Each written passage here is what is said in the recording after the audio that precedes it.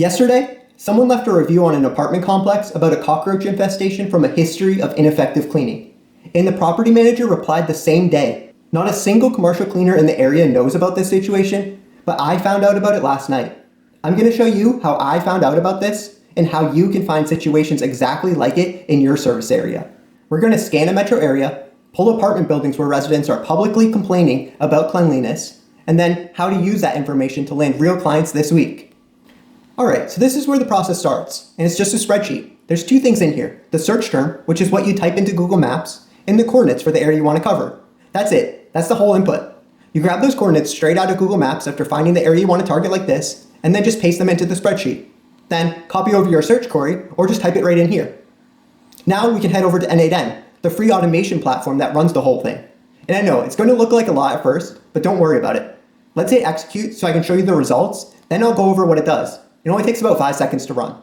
With just one query, we scanned 84 apartment complexes and found 10 with complaints about cleanliness.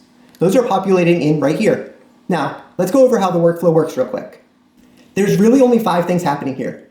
It reads your search from the spreadsheet, it searches Google Maps and pulls back every business it finds, it filters those down to the ones with lower ratings, then it pulls the worst reviews for each of those, scans them for anything about cleanliness, and pushes the matches into a table.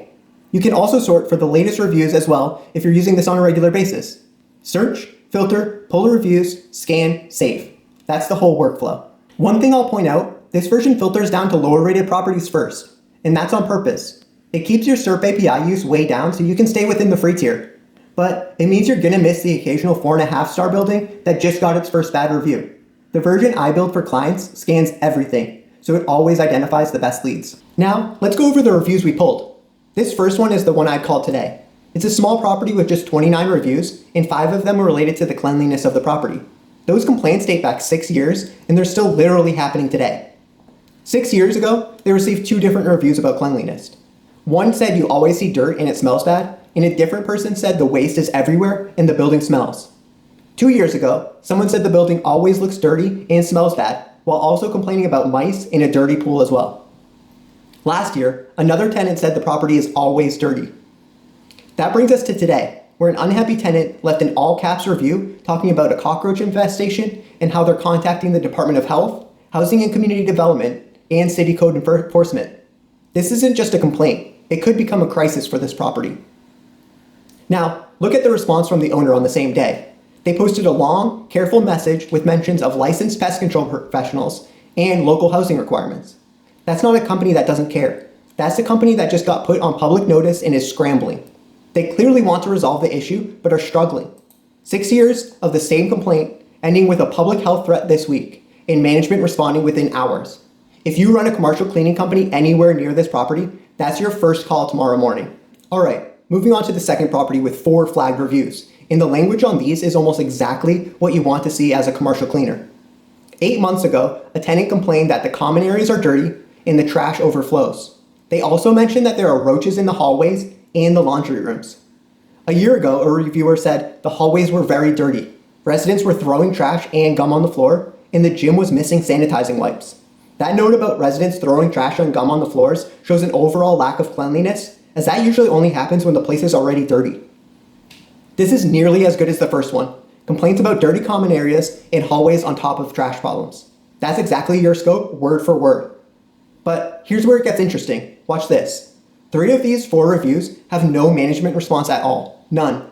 People are publicly saying the building is filthy, and nobody from the office has said a word. That's not a dead lead, but it's a different lead. The first property replies to everything, and even replied to the newest complaint the same day. This one doesn't reply at all. Same problem, very different odds of somebody picking up the phone. So, this one still goes on your list, it just goes underneath the first one and may require more than one call before you speak to a decision maker. This is the third one and I'll be quick about it. Reviewers complained about roaches in the rooms in the kitchen, rats inside, and the residents' exact words are maintenance is a mess. Each of these reviews received a response from management, so they know it's an issue and they care about the issue. It's also a small property with a local operator, so you should be able to easily contact a decision maker that cares about the issues affecting their property. Well worth the call. Now this last one is why for clients, I upgrade this workflow with an AI model that handles filtering instead of relying on basic keyword filtering. This property had 3 flagged reviews. Let's read them. The first one complains about move-out charges that included a carpet replacement, stovetop, paint job, plus $195 for a deep clean. The second review says much of the same. Their deposit was spent on cleaning fees and carpet replacement. This last one revolves around construction delays in a pool that never opened. As you can tell, there's nothing here for a commercial cleaner to grab onto.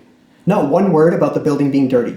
These are people fighting over their security deposit, and the word cleaning just happens to be in the review, so it passed a basic keyword filter. However, an AI model would catch that none of these reviews are about cleanliness. They're completely separate complaints, so it would never make the final product.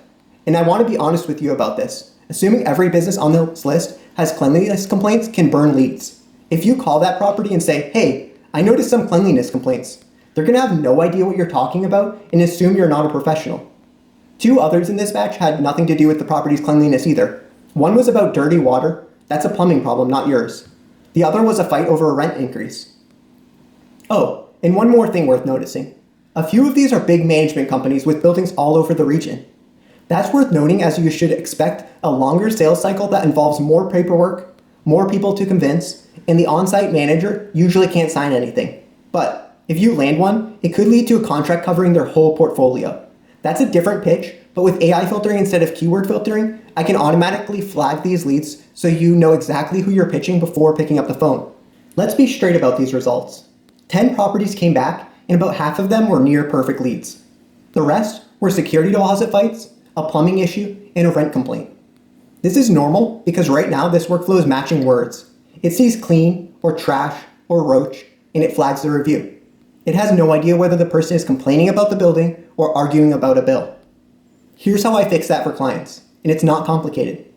Instead of matching words, you have an AI read each review and answer one question. Is this person complaining about how clean this building is? Yes or no. That's it. That's the whole upgrade. However, it needs to be tailored to your specific business and the services you offer to ensure it doesn't filter good leads. This really comes in handy when you start monitoring businesses for new complaints instead of just pulling all complaints.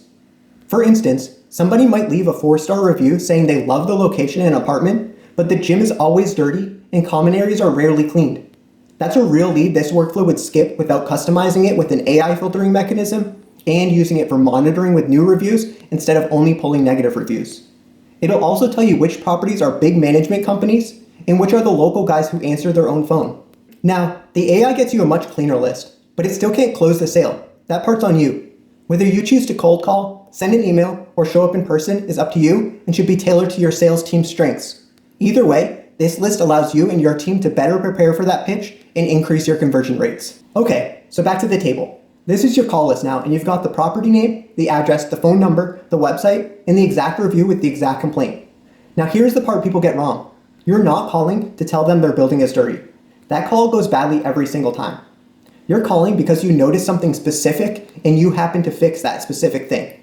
Something like, hey, I work with a few properties in the area and noticed you've had a couple of residents mention the cleanliness of your hallways and the common areas. I'd be happy to come do a free walkthrough and give you a quote. No obligation. That's it. You're not selling on the call. You're just getting in the building. So let's recap what we just did. We scanned 84 properties in one metro. 10 came back with cleanliness complaints. 5 of those were real leads, including one where the manager is publicly dealing with the health complaint right now, this week. And that took about an hour and cost nothing. Now, doing that once is a good afternoon. Doing it every week across your entire service area and only getting the new stuff? That's the part I build for people that brings a steady stream of new clients. If you run a commercial cleaning company and you want that running for you, there's a link in the description to book a free call. We'll look at your service area and what it'd take to set up, as well as discuss other opportunities to enhance or streamline your other lead gen processes. Or if you just want to see what's in your own backyard first, I put a download link to the full workflow in the description. There's also the Airtable template so you can easily set up this basic version today. Either way, if this was useful, hit subscribe. I'm building more lead gen tools for small to medium-sized businesses on a bi-weekly basis. If there's anything you want to see in the next video, let me know in the comments. Thanks for watching.